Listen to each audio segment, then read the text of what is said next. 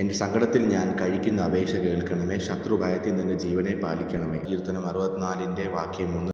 ബലഹീനതയിൽ നല്ല ബലമേകും, മരുഭൂമിയിൽ ആനന്ദ തണലാകും.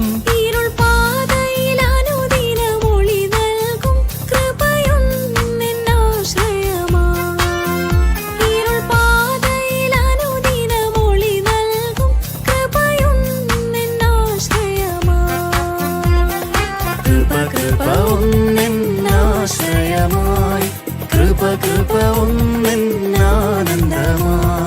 വൈരികൾ വന്നാലും എതിരുയർന്നാലും കൃപ മതിയെന്നാലും. വൈരികൾ വന്നാലും എതിരുയർന്നാലും കൃപ മതിയെന്നാലും.